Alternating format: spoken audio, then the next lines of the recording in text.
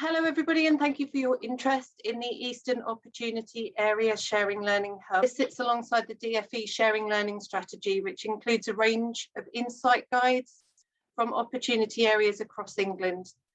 At the moment, we've captured possibly 10% of all the projects, or as we're calling them, the big ideas that have happened in each of the opportunity areas, as Katrina said, in Ipswich, Norwich, and Fenland and East Cowes. And we're looking to build on that number of projects and to significantly increase the number of case studies. This session is a call to arms for you and your school to be part of that story, to give you an opportunity to have your case studies showcased both locally within your particular opportunity area and regionally across East Anglia, and nationally when the hub goes live. And this is going to enable educators across East Anglia to learn from your experience. So I'd like to introduce David Ladbroke, our sharing learning lead, and it's his job this year to capture the learning of the 3 opportunity areas across East Anglia. David's going to be your key contact to become part of the Eastern Opportunity Area story. Thanks, Jackie. Good afternoon, everyone. Let's talk a bit more about these projects, these big ideas, because they are the crux of everything that has been worked on in the opportunity areas over the last 4 years. I'm going to share my screen with you and give you insight into what the hub is going to look like, what's on there, and what capabilities it has. So just bear with me while I make sure. And there you are. That is our live site at the moment. It's still work in progress in terms of appearance and some of the functionality, but it's going to be something like this that we're going to be able to provide to you and your colleagues, as Jackie said, in spring. So when we look at big ideas, that's where the detail is. So I've got one here already set up for you, and this is a Norwich project that brought together early years educators and allowed them to develop their expertise and leadership and to become a network across centres of excellence, which were the communication hubs that built on from that. So as you can see, the layout hopefully is fairly intuitive. We show here what the target audience is, what it's aimed at, and quite importantly, the outcomes that we can expect from, or that we achieve through the project, and we can expect to be gained by other settings that try it. Okay, so we've got a brief introduction to it, and then clearly stating what we've learned. Okay, so the hope is that you'll be able to get on fairly quickly, and by reading those first couple of paragraphs, find out if this big idea is relevant to you or not. We then detail what the actual problem was. Okay, so in this example, we were told that pupils had poor communication, social and emotional skills at school entry. So that was the starting point. And then we can report on what we did. Okay, what we actually did. A quote here from one of the communication champions. And further down, then a step-by-step guide to how we did it. Okay, and you can click on those and gain more information onto them. And then the important bit, an estimation of the cost. So the investment that was made, where that investment came from, then the list of where the benefits were the key benefits were, the words of wisdom, what we might have done differently, what we think is the key ingredient for success, or what you think is the key ingredient for success, what was really successful about it, and how we measured the outcome, which is really, really important, as I'm sure you'll agree. And then we provide some resources that will help you take those initial steps into doing something similar for yourselves. And here, a whole raft of contacts, people who have agreed for you to be able to get in touch with them and to discuss this, looking at the sustainability, the long-term legacy that the project can create and leave. And then finally, and this is the really important bit, I think, are the actual case studies, examples of where this has actually happened, people talking or detailing it. So I'll just click on this one and it will take us through to the case study, which in this case is just or not just, it is an embedded video. And we shall watch that.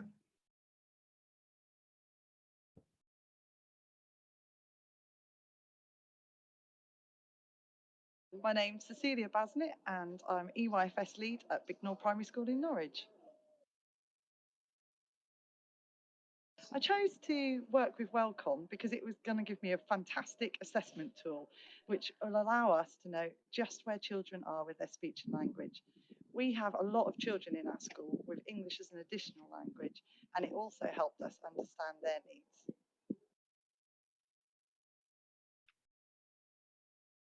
Following on from my training, it was great because I was able to cascade that throughout the school.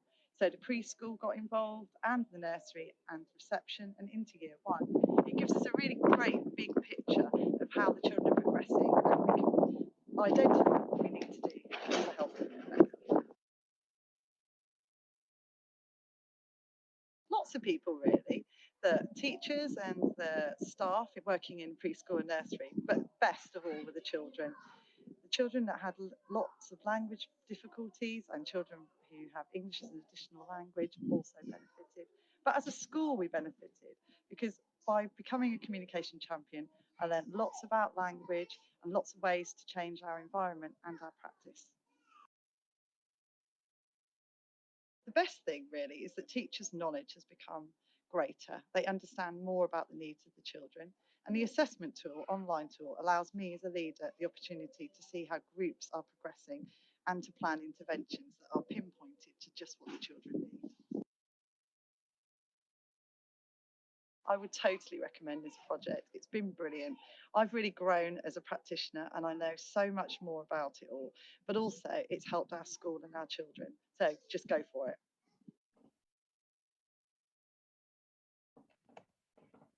Okay, so as you can see, you've got these resources easily accessible from the case studies. Let's look at another, if I can, I just need to move something briefly. That's the one I want. And let's look at another case study that's got different sorts of, another big idea that's got different sorts of elements to this. And this was included in the introductory video that all or most of you got to watch before we started talking. So again, highlighting who it's for, what stage it's directed at, what the outcome is, and the sort of the approach that we suggest you take, or that was taken in this case.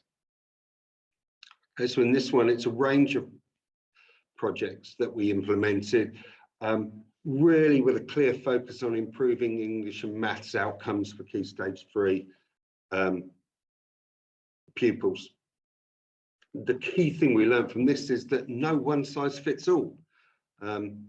So it's about building in flexibility. Again, highlighting the problem that in Ipswich, Maths and English GCSE was below the national average. And we wanted to increase the percentage of students that were able to reach the grades 4 or 5. So again, what we did, how we did it, the estimated costs that we spoke about in the last one, and where the key benefit was. The words of wisdom, and I think that's really, really crucial on each of the big ideas, that people have been through this, they've learned not what to do, but also what not to do. And I think it's really important that we take in this section, but what we do differently. Identify those key ingredients for success, and think about where that success was. And again, here we have a number of resources, as we do with each of the big ideas, that will allow you to take those next steps to do something similar. And here we have another video of Over the Charlie. past 5 years, I created thousands of maths screencasts for pupils to improve their GCSE maths results. These screencasts are short video solutions of maths questions. As our GCSE students achieved such great success using these screencasts, the Opportunity Area funded me to develop similar resources for pupils at Key Stage 3, giving them the opportunity to develop their independent learning. Anyone can use these screencasts. They're online at ipswichmaths.co.uk and are already helping students increase their confidence and help them learn the skills they need to solve maths problems. I really enjoyed it, and I think it really helped me in my maths. When the kids got stuck, we showed them the videos that had been recorded to help them understand it, so they're actually teaching themselves in a way. And can you show how that process so worked? You just opened up the camera and scan the QR codes at the top of the page, and when you click on it, it brings up the YouTube videos to help them see how to understand it. Over the past 5 years,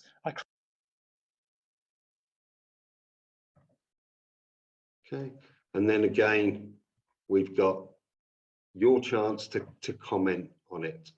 Okay, let me stop sharing my screen for a minute and tell you kind of where I come into to a certain extent.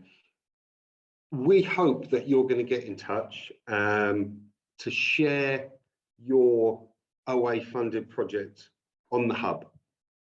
My role really is to support you every step of the way in this process. We appreciate just how busy you all are. I can help write your case study. I can record a video with you.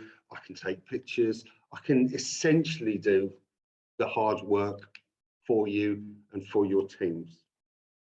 Okay, I'd like now to briefly introduce Claire Flintoff, who is a member of the Ipswich Partnership Board and CEO of Asset Multi Academy Trust. Claire. Thank you, David. I hope you can hear me. Thank you for going through that. It was the first time that I've seen the hub, and I'm really impressed. I think that it's going to be such a fantastic resource for us all to have. I would just really add my encouragement to all of you listening to this call to get involved and to make sure that your project is represented on this hub. It's going to be a fantastic lasting record of all of the projects that we've been involved with, and sharing that is going to be the key to success in our area, I think, in the future. We've had such a diversity of projects. Every meeting that I've attended, I've come across things that I didn't know were happening, and that's just in the Ipswich opportunity area. So if we combine the 3 opportunity areas and we look at what's happening across all of them, then isn't it going to be amazing to find out and to learn what other people are doing? We have the answers. We have such a lot of expertise in our area. And I think almost every question that gets raised, we're going to be able to answer if we share and we're willing to help each other and we're willing to share our stories. One of the things that I say to our asset staff, if we are all together in one room, which is, a luxury and a distant memory now, but one of the things that I think is really important to say, when you've got a group of experts in the room, every individual has such expertise and brings something to the room and brings something to the group. And actually together, probably we can solve almost every problem, every educational issue because of the experience, because of the skills and the expertise we bring. Together we can probably solve anything. And that's one of the things that I think that this shared Learning Hub could do, that actually this is bringing together much more expertise than we could ever do on our own or within our individual trusts or within our individual schools. But together, if we really do share and everybody gets involved, well, you know, just think about what we could achieve and how we could support each other to make sure that the children in our schools and our settings have the best possible experiences that they can have. So I'm just adding my encouragement to get involved and, you know, for every individual to share something, and we can all support each other to make this a really great resource. So thank you, David, for everything you're doing. And, you know, I'm really excited about what it looks like in the spring. Over to you again. Thanks, Claire. I think we're all looking forward to how it's going to look in the spring when we've had chance to add much more detail there, and which kind of brings me on really to the next steps now. What I'd like, or what we'd like you to take away from this session. And I think firstly, we will send you a link to the recording that we're making, and we're also going to include a digital book with that, which explains in more detail about how the hub's going to work.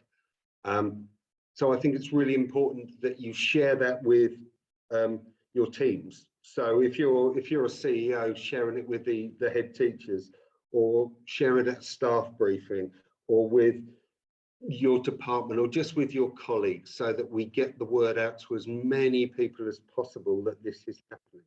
Similarly, with the digital book that I mentioned earlier, and then get in touch with me. I will be emailing you all after this session with my contact details. They're also included in the digital book. It's really important that we get going. I am here to support you. Okay. All the resources from today's session are also going to be uploaded onto each of the opportunity area websites, so you'll be able to access them that way. So hopefully we'll get everything covered. The key message from me, though, is be part of the story.